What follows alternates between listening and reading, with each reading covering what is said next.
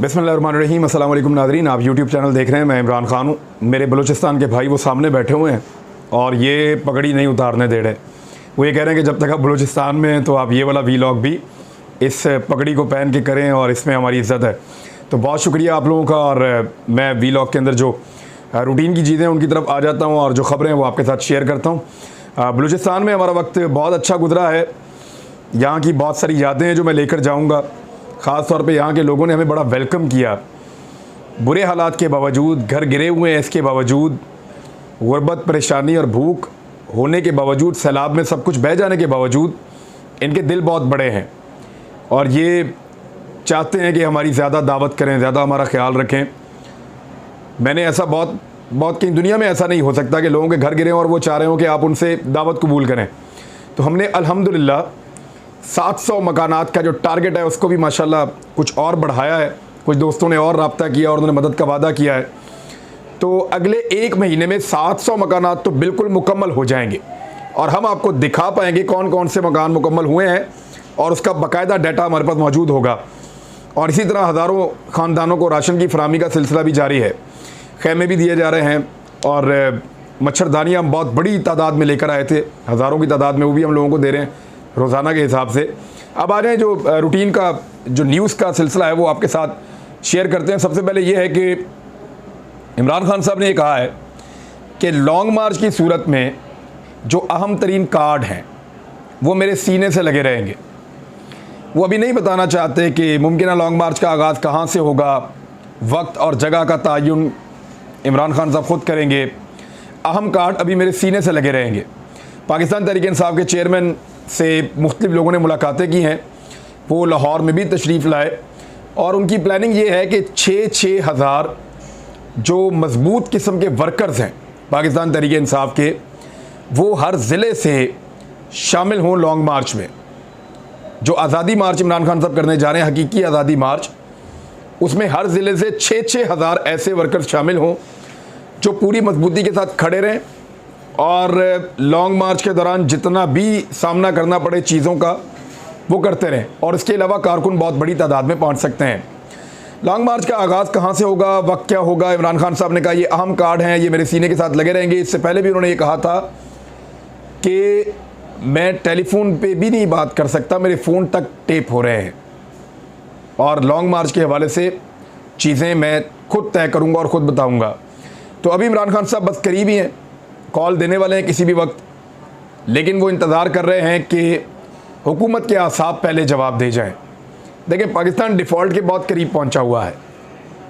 दोस्त मुल्क अगर आज पैसे ले लें तो ख़त्म कहानी।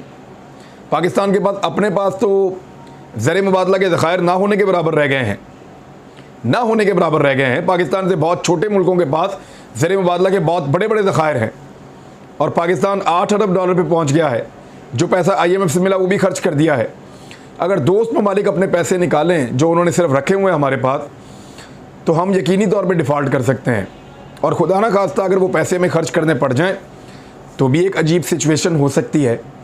लिहाजा इमरान खान साहब चाहते हैं कि हुकूमत खुद अपने पाँव पर कुल्हाड़ा मारने की अनाउंसमेंट कर दे, बजाय इसके कि इमरान खान साहब के ऊपर ये इल्ज़ाम डाला जाए। बहुत सारे लोगों ने राय दी है, अगले वीडियो में बताऊँगा लोगों की राय क्या है इस बारे में। इमरान खान साहब ने कारकुनों से या अरकान हैं उनसे हलफ भी लिया और यहाँ पे जो लाहौर में हलफनामा है ये सूबाई वज़ीर मियाँ असलम इकबाल साहब ने पढ़ा है और उसमें वही है कि आइन की सरबुलंदी और हकीकी आज़ादी मार्च को जहाद समझ के उसमें शिरकत और किसी भी कुर्बानी से दरेग नहीं किया जाएगा। फवाद चौधरी साहब ने कहा कि 20 से 25 लाख लोग हमारा टारगेट हैं जो इस्लामाबाद की तरफ जाएंगे। तमाम मसाइल का हल हकीकी आज़ादी मार्च है।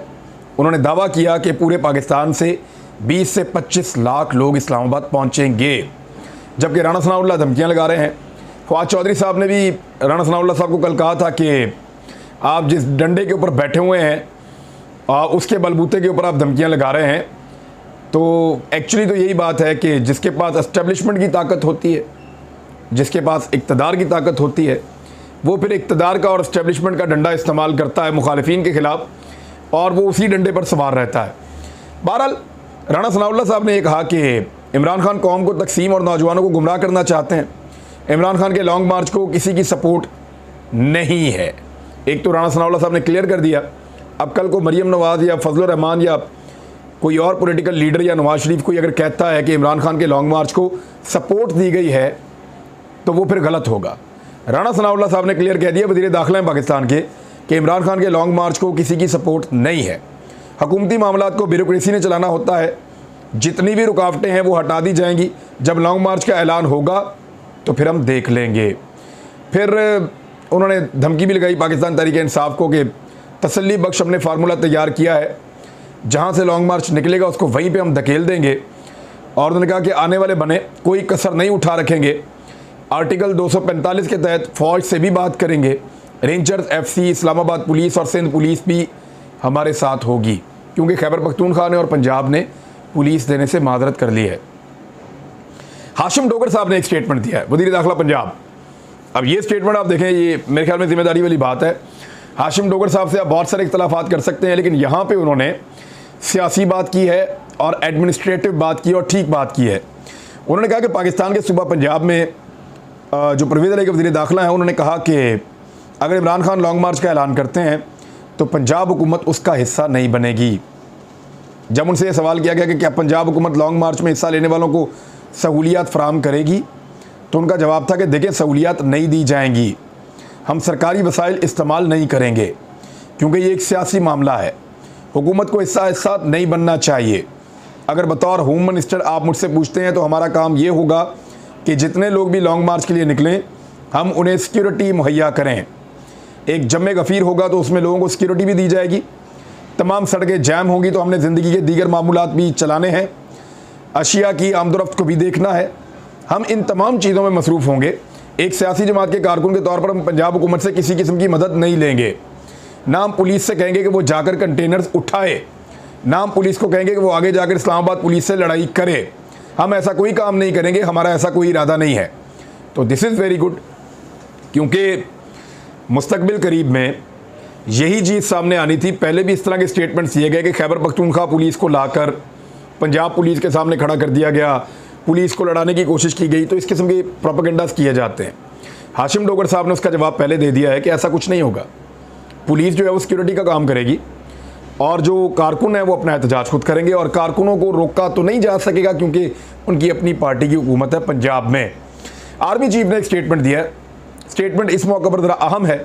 मैंने आपको पहले बताया था कि नवाज शरीफ साहब ने इनकार कर दिया कि आर्मी चीफ जनरल कमर जवेद बाजवा को एक्सटेंशन देने का जो आइडिया है वो गलत है।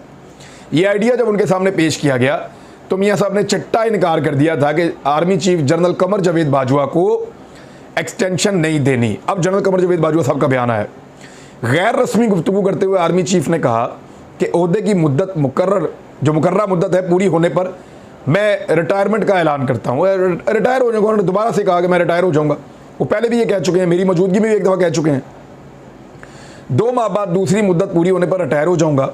उन्होंने कहा कि इस बात का इजहार पहले भी किया जा चुका है। फ़ौज ने खुद को सियासत से दूर रखा है। लागर मुल्की मईशत को बहाल करना मुआशरे के तमाम तबकात की अव्वलीन तरजीह होनी चाहिए। मजबूत मईशत के बगैर कौम अपने अहदाफ हासिल नहीं कर सकी। उन्होंने कहा कि मजबूत मईशत के बगैर कोई सफारतकारी नहीं हो सकती। देखें, फ़ौज अपने आप को अगर सियासत से दूर रखती है फिर तो मसला ही कोई नहीं है। यानी अगर आज इस्टेब्लिशमेंट अपने आप को बाहर कर ले और तमाम इदारे अपने आप को बाहर कर लें, खुसूसन फ़ौज भी अपने आप को सियासत से बाहर रखे। फ़ौज का जो ट्रैक रिकॉर्ड है वो तो बहुत बुरा है सियासत के अंदर इन्वॉल्व होने का। पाकिस्तान के बेशतर जर्नैल जो हैं वो पाकिस्तान की सियासत पर असरअंदाज होने की कोशिश करते रहे हैं। आर्मी चीफ जो हैं वो ख़ास तौर पे करते रहे हैं। उनमें से 4 तो डायरेक्ट डिक्टेटर भी बन गए। उन्होंने पाकिस्तान के हालात पे मार्शल लॉ लगाकर कंट्रोल भी कर लिया। लेकिन अभी जनरल साहब कह रहे हैं कि फ़ौज का कोई इसमें अमल दखल सियासत में नहीं है। तो अगर फ़ौज का अमल दखल ना हुआ तो इमरान खान तो 2/3 अक्सरियत क्या क्लीन स्वीप करके आ जाएंगे पाकिस्तान में पूरे इलेक्शन के अंदर। तो एस्टेब्लिशमेंट का रोल अगर ना हुआ, अमल दखल ना हुआ, तो सूरत हाल आपके सामने है जो होने जा रही है। और फिर इमरान खान साहब अगर लॉन्ग मार्च लेकर आते हैं तो एस्टेब्लिशमेंट के किरदार के बगैर उनको रोकना भी मुमकिन नहीं होगा इम्पोर्टेड हुकूमत के लिए। इसके बाद जो है वो एक और ख़बर है हमारे पास कि शहबाज शरीफ साहब ने काबीना को मज़ीद बढ़ा दिया है। काबीना की सिल्वर जुबली का वैसे दावा किया जाता है कि 25 अरकान होंगे काबीना में। गोल्डन जुबली जो है उसको समझा जाता है कि ये बहुत ज़्यादा है, 50 हो गए हैं। अब शहबाज शरीफ साहब जो है वो डायमंड जुबली बना रहे हैं अपनी काबीना की। आज आप सबको, पूरी कौम को मुबारक हो कि इम्पोर्टेड हुकूमत की, इम्पोर्टेड काबीना की जो तादाद है वो 75 तक पहुंच गई है। आधे वुज़रा के पास तो पोर्टफोलियोज़ ही नहीं है, उनको पता ही नहीं उन्होंने काम क्या करना है, लेकिन वो वज़ीर बने हुए हैं। वज़ीरों का प्रोटोकॉल, वज़ीरों का खर्चा, वज़ीरों के अखराजात, वज़ीरों वाली सहूलतें, वज़ीरों वाले प्रिविलेजेस, तमाम चीज़ें वो इंजॉय कर रहे हैं, लेकिन उनके पास करने के लिए काम कोई नहीं है। मुफ्त के अंदर वज़ीर बने हुए हैं, वफाकी वज़ीर, और ओहदों को इंजॉय कर रहे हैं। साबिक governor state bank Tariq Bajwa को मावने खुसूसी बराए ख़जाना बना दिया गया है। और आपको पता है इसहाक डार साहब अपने मामलात में मुदाखलत बर्दाश्त नहीं करते। बहरहाल इस वक्त शहबाज शरीफ साहब के बाद जो काबीना है वो 75 की हो गई है। शहबाज शरीफ के जो मावनीन खुसूसी हैं उनकी तादाद 29 है, तारीखी नौयत की। 23 मावनीन खुसूसी के बाद कोई कलमदान ही नहीं है। 29 मावनीन खुसूसी बनाए शहबाज शरीफ ने, 29, उनमें से सिर्फ 6 काम कर रहे हैं, सिर्फ 6 के पास करने के लिए काम है। बाकी जो 23 हैं वो कोई टके का काम नहीं कर रहे और उनके पास करने के लिए कोई काम भी नहीं है, बस वजारतें उनको बांटी हुई हैं, मौजें उनकी लगी हुई हैं। 35 के करीब वुज़रा हैं, 7 जो है वो मुशीरों की तादाद 4 है, वुज़रा मुमलिकत 7 हैं, तो मिला के कुछ 75 इनके पास बन गए हैं।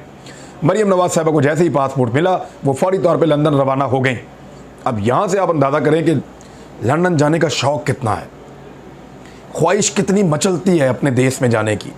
पाकिस्तान तो हमारे ज़्यादातर पॉलिटिकल एलीट के लिए क्या है, ये इनका वतन थोड़ी है।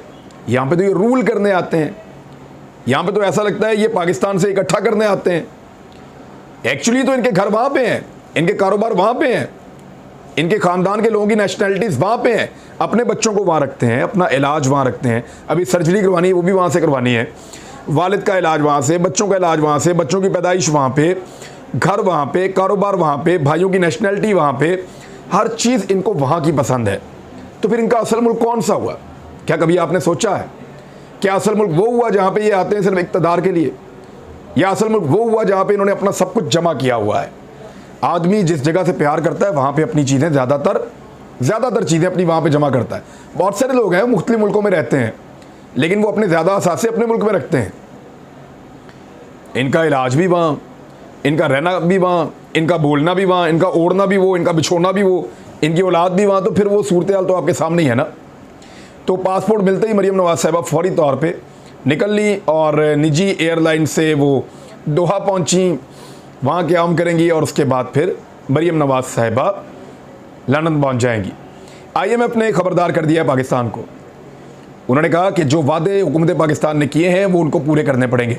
अब आप मुझे एक बात बताएं, इसहाक डार साहब ने आते ही, ये IMF की नुमाइंदा हैं, उनकी जानिब से बयान में कहा गया है कि पाकिस्तान की हुकूमत की शराइत मानने पर ही हमने कर्ज़ की 7वीं और 8वीं किस्त जारी की है।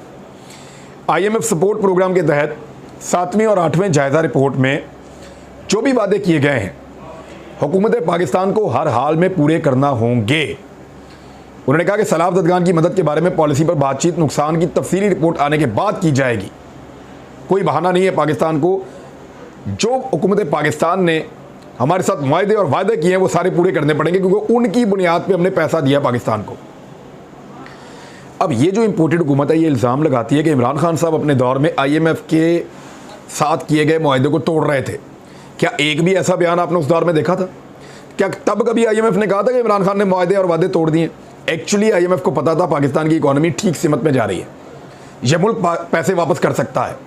उस वक्त IMF ने किसी किस्म का कोई एतराज़ नहीं किया जब इमरान खान साहब ने अपने लोगों को रिलीफ दिया। टारगेट्स पूरे कर रहे थे, रिलीफ दे रहे थे, IMF को कोई प्रॉब्लम नहीं था। अब इम्पोर्टेड हुकूमत से एक भी टारगेट पूरा नहीं हो रहा, पाकिस्तान की इकॉनमी का पट्टा बैठ गया है और इस वक्त ये IMF से किए हुए मुआहदे तोड़ रहे हैं, तो ये IMF का बयान आ गया। अब आपको अंदाज़ा हो जाना चाहिए कि इम्पोर्टेड हुकूमत ने हमेशा ये झूठ बोला कि इमरान खान मुआहदे तोड़ रहे थे, क्योंकि IMF ने कभी ये शिकवा नहीं किया था। और अब इम्पोर्टेड हुकूमत मुआहदे तोड़ रही है और IMF शिकवा कर रही है और तमाम अखबारात में मुख्तलिफ जगहों के ऊपर ये चीज़ें छप रही हैं और मुख्तलिफ खबर रसां इदारे जो हैं वो इसको छाप रहे हैं। एक और स्टेटमेंट लें जी, बहुत मज़ेदार। राहील शरीफ के बारे में कैप्टन सफदर ने एक स्टेटमेंट दिया है। साबिक जनरल हैं, पाकिस्तान के आर्मी चीफ हैं। उन्होंने कहा कि राहील शरीफ ने कहा कि तौसी दे दो मुझे ओहदे की मुद्दत में, मुझे एक्सटेंशन दे दो। नवाज शरीफ ने कहा उसूल नहीं तोड़ूंगा, इक़्तिदार छोड़ दूंगा। बड़ा सीरियस एलिगेशन है, ISPR को बताना चाहिए। क्योंकि जनरल राहील शरीफ साहब के बारे में उस वक्त तो बार बार आता था वो एक्सटेंशन नहीं मांग रहे। अब आ रहा है कि जनरल राहील शरीफ साहब जो है वो एक्सटेंशन मांग रहे थे, नवाज शरीफ ने नहीं दी, इसलिए उनकी हुकूमत घर भेज दी गई। यानी पाकिस्तान का आर्मी चीफ पाकिस्तान के वज़ीर आज़म से मांगता है मुद्दत मुलाजमत में तोसी, और जब मुद्दत मुलाजमत में तोसी नहीं दी जाती तो वो वज़ीर आज़म को ही घर भेज देता है। अब ये इल्ज़ाम जो है ये लगाया है कैप्टन सफदर ने। मेरे ख्याल में इसको देखा जाना चाहिए, हुकूमत है उनकी पाकिस्तान में, और बड़े मुतबर लोग हैं ये आजकल, इनके बाइज्जत बरी भी हो गए हैं केसेस में से, तो मामला बहुत क्लियर हो चुके हैं। नाज़रीन, बाकी बातें करते हैं अगले वीलॉग में। अब तक के लिए इतने, अपना ख्याल रखिएगा, अपने चैनल का भी। अल्लाह हाफ़िज़।